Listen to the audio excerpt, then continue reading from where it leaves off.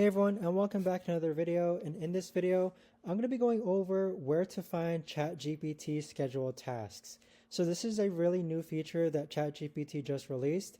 So in order to find this new beta feature on your ChatGPT account, what you want to do is first go ahead and log in.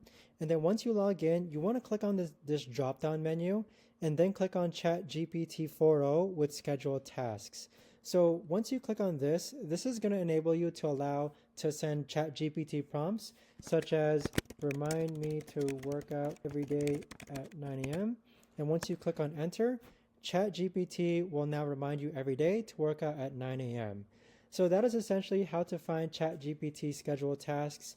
If you guys know of a better or easier way to actually find it, let me know in the comments down below. I would love to know. In addition to that, I would love to know how you guys are using ChatGPT tasks. So thanks so much for watching everyone, and I'll see you guys all in the next video.